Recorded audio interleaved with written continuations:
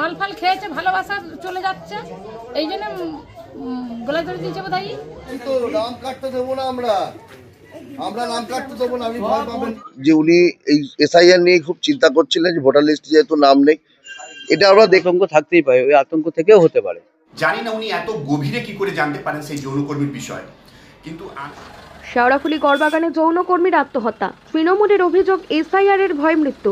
2002 সালে ভোটার তালিকায় নাম নেই তার। শেওড়াফুলি স্টেশন লাগোয়া গড়বাগান যৌনপল্লীর বাসিন্দা বিতি দাসের ঝুলন্ত মৃতদেহ উদ্ধার করে পুলিশ তার ঘর থেকে। পল্লীর বাসিন্দারা সকালে সারা শব্দ না পেয়ে পুলিশে খবর দেন। শেওড়াফুলি পুলিশ ফাঁড়ি থেকে পুলিশ এসে দরজা ভেঙে দেহ উদ্ধার করে। খবর পেয়ে ঘটনাস্থলে যান চাপদানির বিধায়ক তথা হুগলি শ্রীরামপুর সাংগঠনিক জেলা তৃণমূল সভাপতি অরিন্দম গুইন, বৈদ্যবাটি পুরসভার চেয়ারম্যান পিন্টু মাহাতো এবং স্থানীয় 7 নম্বর ওয়ার্ডের কংগ্রেসের কাউন্সিলর। অরিন্দম গুইনের অভিযোগ, 2002 সালের ভোটার তালিকায় নাম ছিল না যৌনকর্মীর। নাম বাদ যাওয়ায় আতঙ্কে ছিলেন, তাই এমন সিদ্ধান্ত নিয়েছেন। বিজেপি চাইছে মানুষের নাম ভোটার তালিকা থেকে বাদ দিতে, তাই এসআইআর। খুব দুঃখজনক মর্মান্তিক ঘটনা যে বিতি দাস, যে শেওড়াফুলি রেড লাইট এরিয়া গড়বাগান এরিয়ায় উনি থাকতেন, উনি একাই থাকতেন, ওনার স্বামী মারা গেছেন। তো উনি কদিন ধরেই উনি ভোটার লিস্টে 2002 নাম আছে কি উনি খুঁজছিলেন, 2002 ওনার নাম পাওয়া যাচ্ছিল না। তো আজকে ভোর রাত্রিরেই হয়তো হবে, জানি না কখন, কিন্তু উনি সুইসাইড করেছেন।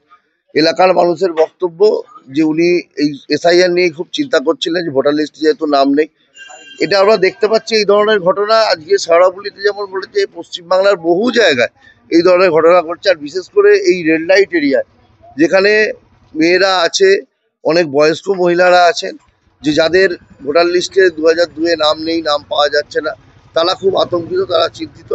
আমরা আশ্বস্ত করেছি যে আমরা আছি আপনাদের সাথে, আপনাদের পাশে।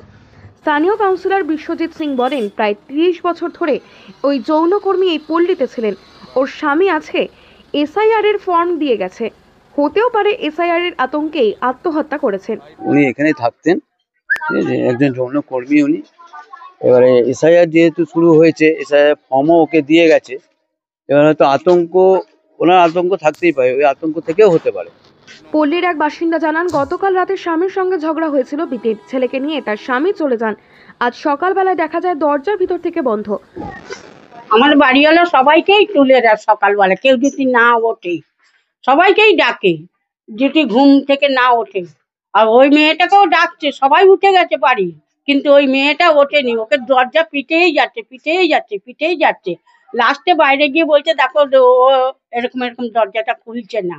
গিয়ে দেখো তো সব লোক এসেছে, দেখতে চলে যাচ্ছে। মানে ভেতর দিয়ে বন্ধ করা ছিল, দরজাটা ভেতর দিয়ে বন্ধ করা ছিল। তারপর তো হাল্লা চিল্লা হলো, তবে পুলিশকে বলা হলো, পুলিশ এলেন, ডোমেরা এলেন, লাশ নিয়ে চলে গেলেন। উনি কি একাই থাকতেন? না, ওনার একটা স্বামী আছে, একটা ছেলেও আছে। তার ছেলেটা স্বামীটা ঝগড়া করে কালকে চলে গেছে রাত্রির বেলা, তখন 11টা 11:30 বাজে। তারপরে কি হয়েছে তারপরে আমরা জানি না। উনি কি একাই ছিলেন? হ্যাঁ, একাই ছিলেন। শেওড়াফুলিতে একটি যৌনকর্মী মারা গেছে, আর আমাদের চাপদানি বিধানসভার সম্মানীয় বিধায়ক অরিন্দম গুইন মহাশয় বলেছেন যে এসআইআর আতঙ্কে সুসাইড করে ফেলেছে উনি। জানি না উনি এত গভীরে কি করে জানতে পারেন সেই যৌনকর্মীর বিষয়, কিন্তু আমি যতটুকু জানি, আমার কাছে যতটুকু খবর এসছে, সেই যৌনকর্মী যার সাথে থাকে তার সাথে খুবই ঝামেলা হয়েছে কালকে, তারপরেই এই ঘটনাটা ঘটলো। আমি আপনার চ্যানেল মারফত বলতে চাই যে গোটা পশ্চিমবাংলায় যত শ্মশান ঘাট বা যত সরকারি হাসপাতাল আছে, সেখানে তৃণমূলের নেতারা ঘুরে বেড়াচ্ছে সুসাইড নোট নিয়ে। আর যখনও কেউ মারা যাচ্ছে, তারা সুসাইড নোট হাতে দিয়ে বলছে কি এসআইআর এর আতঙ্কে মারা গেছে। নির্লজ্জ সরকার, এরা এসআইআর নিয়ে ছেলে খেলা করছে, কিন্তু এসআইআর হবে আর 2026-এ তৃণমূল কংগ্রেসকে বিসর্জন দেবে পশ্চিমবাংলার মানুষরা।